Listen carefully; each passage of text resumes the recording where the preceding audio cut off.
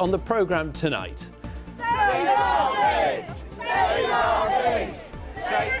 A village divided, emotions run high in rural Leicestershire as a hotel plans to house hundreds of refugees. Good evening. Protesters are gathering in Leicestershire tonight to voice their anger at plans to house hundreds of asylum seekers in a local hotel. Some people living in Kegworth say they now fear for their safety after the U Lodge Hotel closed its doors to the public in order to house up to 250 people.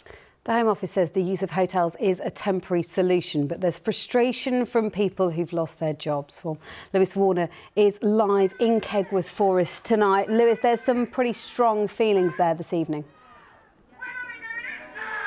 Yeah, a real strong sense of unease here in Kegworth. The usually sleepy village is tonight alive with people who are angry with these plans. The hotel, U Lodge Hotel, just to my left, in the next few days will have up to 250 asylum seekers in it. Let's just have a look at what some of the protesters are saying here this evening. Some of the signs read, "Our safety at risk. Why Kegworth? What about us?" The chants are "Save our village." Now, we have spoken to people over the last few days who've had weddings and events cancelled from within the hotel. We've spoken to people who have, of course, lost their jobs here as well. Also, people who live along this street and in the area are also concerned about the prices of their homes. Now, without having met any of the individuals that will be coming here, some of them say that they are scared for their safety. We've heard for people talking about adding locks to their homes and CCTV to their houses too. Here's some of the thoughts of the protesters here tonight. I think we're too small a village to have that many people. I don't think the village has got anything to offer them. What have they got to do all day that wander around? This village is not equipped to deal with such an influx of people. We are a small village. I've been a member of the gym for the last 6 years. I know quite a few of the people who work there who have just lost their jobs with 5 days' notice. Now, there are about 300 people roughly here at the moment. There was a much smaller counter-protest here a little bit earlier as well. And largely, these people agree on a lot of things. They agree that people shouldn't be being housed in hotels, but the counter-protesters believe that that's not fair for those asylum seekers. Here's a person we spoke to earlier. It does not make sense to be doing it the way the government are doing it. But I sometimes think the government do it like this to actually spread this kind of distrust and unrest. It's ridiculous. It doesn't need to happen like this. We haven't done this with Ukrainians. We haven't done it with the people from Hong Kong. So why are we doing it with these guys? Now, the MP for North West Leicestershire, Andrew Bridgen, is also campaigning against what is happening here. He said that these people are potentially unvetted, who've arrived in the community from, he says, goodness knows where. We spoke to him today. We offered various other sites around the county. And I think, why are they actually all being piled into North West Leicestershire? We've already been hosting several hundred for several years at the south end of the constituency. It's only fair that people take their share.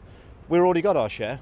Well, North West Leicestershire is a very tightly knit community. People don't tend to move away, and there's huge community spirit. And just dropping 250 asylum seekers, which they're really actually economic migrants, mostly men between the ages of 18 and 35, into that sort of community.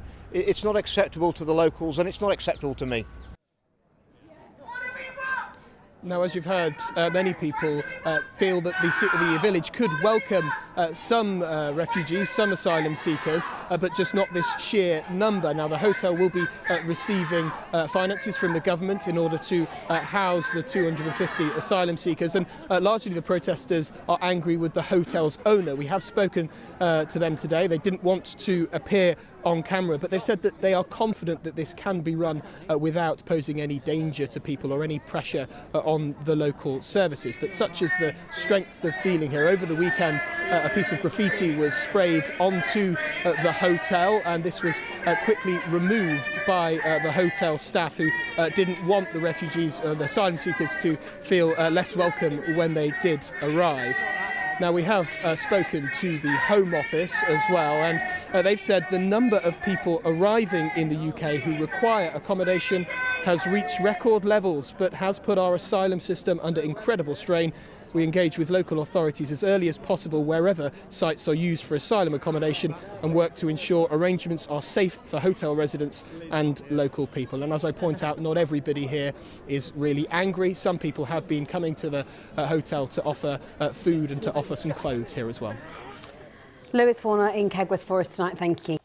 Well, earlier I spoke to Enva Solomon from the Refugee Council and started by asking him what his understanding is about the number of refugees being housed in hotels across the country.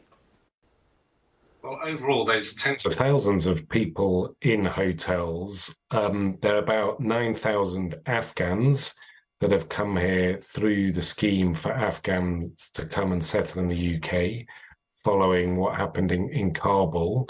And the Taliban taking over Afghanistan. But then there's also getting on for well over 30,000 people in the asylum system, men, women and children, who've come here through different routes seeking asylum in the UK, from countries including Afghanistan, I should add, but also countries like Syria, Albania, Iran, Iraq, and Eritrea, where there's a very serious civil war.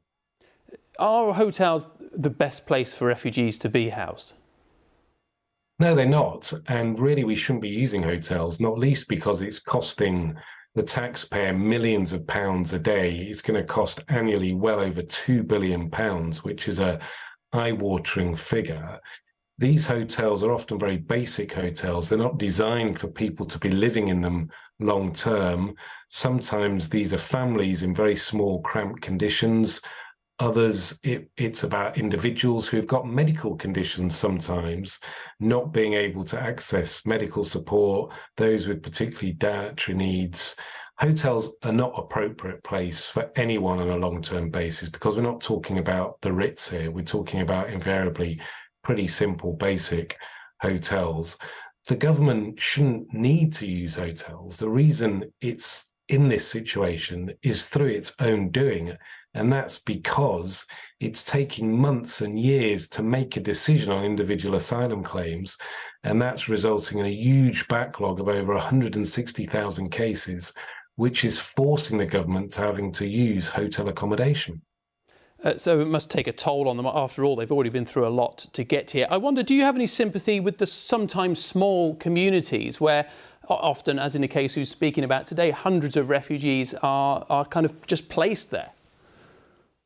I understand that for some communities it will cause concern. For other communities, they will be very welcoming, and it's our experience that they want to reach out, they want to support people. But for those individuals who are more sceptical, who are worried, I understand that. I've heard stories of people having their wedding plans cancelled, having events cancelled that they had planned in hotels because they've suddenly been repurposed to house individuals who've come seeking asylum, who are seeking to be here as refugees. But I think it's important to remember who these men, women and children are from places like Afghanistan, where the Taliban are seeking to hound, beat and kill people, places like Syria, where there's a very serious civil war. And the principle that we've always upheld in this country is give people a fair hearing if they come here seeking sanctuary, seeking safety.